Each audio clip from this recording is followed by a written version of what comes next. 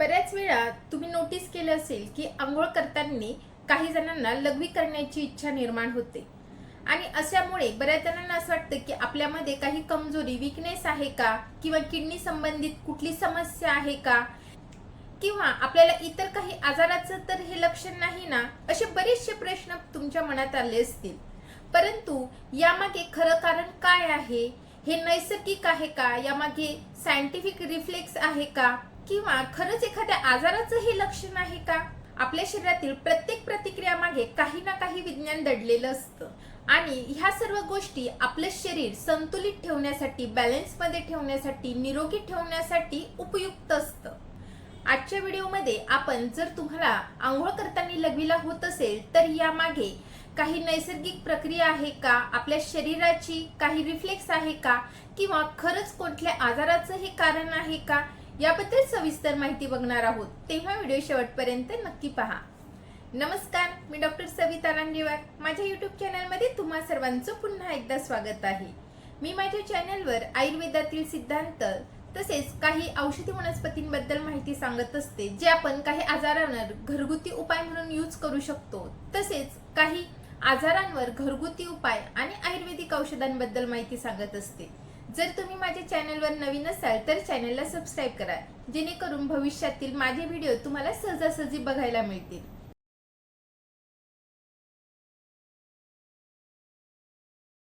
आंघोळ ही आपले शरीर शुद्ध करणारी आणि आपले शरीर ताजेतवानं करणारी प्रक्रिया आहे. परंतु बऱ्याच लोकांना आंघोळ करताना लघवीला येते. आंघोळ करताना लघवीला येणं ही स्वच्छता मानावी की अस्वच्छता मानावी, असा प्रश्न त्यांच्या मनात येतो. अनेक जण कळत न कळत आंघोळीच्या वेळेस बाथरूम मध्ये लघवीला करतात.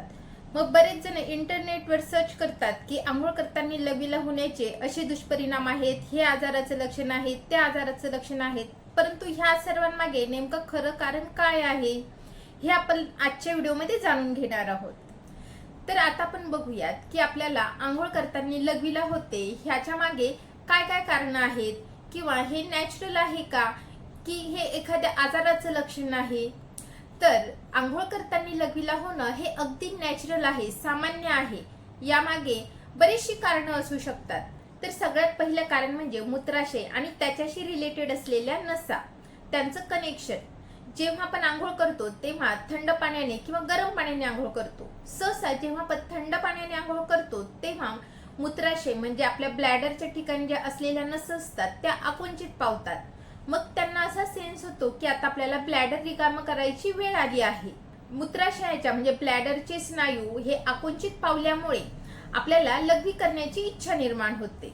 म्हणून ब्लॅडर रिकाम होण्यासाठी बऱ्याच वेळा आंघोळीच्या वेळेस लघवीला येते. दुसरं कारण म्हणजे तापमानातील बदल. जेव्हा आपण आंघोळ करतो तेव्हा थंड पाणी किंवा गरम पाण्याने करतो आणि जेव्हा शरीरावर पाणी पडतं तेव्हा आपल्या शरीरातील तापमानामध्ये अचानक बदल होतो. त्याचा परिणाम आपल्या ब्लड सर्क्युलेशनवर, रक्ताभिसरणवर होतो, ब्लड प्रेशरवर, रक्तदाबावर देखील होतो आणि त्याचा परिणाम मग मूत्राशयावर म्हणजे ब्लॅडरवर देखील होतो. त्यामुळे ब्लॅडरच्या ठिकाणी सर्क्युलेशन चांगलं होतं, वाढतं आणि ब्लॅडर रिकाम करायचा सेन्स त्याला मिळतो. म्हणून मूत्राशय रिकाम होण्यासाठी आपल्याला लघवीला येते. तिसरं कारण म्हणजे हायड्रेशन आणि किडनीचं फ्लश आउटचं मेकॅनिझम. जेव्हा आपण सकाळी उठतो तेव्हा बऱ्याच वेळा आपण जास्त प्रमाणात पाणी पितो. बऱ्याच जणांना सवय असते ब्रश केल्यानंतर लगेच ग्लासभर किंवा काही जण 2 ग्लास पाणी पितात, मग चहा पितात, त्यानंतर आंघोळ करायला जातात. तर एवढ्या वेळेपर्यंत म्हणजे सकाळी उठल्यापासून आंघोळीपर्यंतच्या वेळेपर्यंत आपल्या बॉडीचं पाणी पिल्यामुळे हायड्रेशन झालेलं असतं आणि जेव्हा आपण आंघोळीला जातो तेव्हा ब्लॅडर फुल होण्याची शक्यता असते. म्हणून जेव्हा ब्लॅडर फुल होतं तेव्हा त्याला रिकाम करण्याचा संकेत मिळतो आणि म्हणून लघवीला येते. आणि हा एक टोटली एक फ्लश आउटचा आपला नॉर्मल मेकॅनिझम आहे. आंघोळीच्या वेळेस लघवी येण्याचं चौथं कारण म्हणजे आपल्या शरीरातील पॅरासिम्पॅथिक नर्वस सिस्टीम ऍक्टिव्ह होणं. आंघोळ झाल्यानंतर आपली बॉडी ही रिलॅक्स होते आणि त्यामुळे पॅरासिम्पॅथिक नर्वस सिस्टीम ऍक्टिव्ह होते. यालाच ऑटोनॉमिक नर्वस सिस्टीम असं देखील म्हणतात. ही जी सिस्टीम आहे ती अजून काय काम करते तर आपल्या हृदयाचे ठोके कमी करणं, आपली पचनक्रिया वाढवणं, आपल्या शरीराला रिलॅक्स करणं, आपल्या शरीरावरील तणाव कमी करणं आणि आपल्या मूत्राशयावरील ताण कमी करणं. म्हणून जेव्हा आपली पॅरासिम्पॅथिक नर्वस सिस्टीम ऍक्टिव्ह होते तेव्हा आपल्या ब्लॅडरवरचा ताण कमी करण्यासाठी आपल्याला लघवीची संवेदना येते, कारण की ह्या वेळेस आपले जे ब्लॅडर आहे, मूत्राशय आहे, त्याचे स्नायू आकुंचित पावतात, ते रिलॅक्स होतात आणि आपल्याला लघवीला येते. जणू काही ती सांगत आहे की आता तुम्ही रिलॅक्स व्हा आणि मोकळं व्हा. म्हणून आपल्याला आंघोळ करताना लघवीला येण्याचे चान्सेस असतात. आंघोळ करताना लघवीला येण्याचं 5वं कारण म्हणजे वातावरणातील बदल.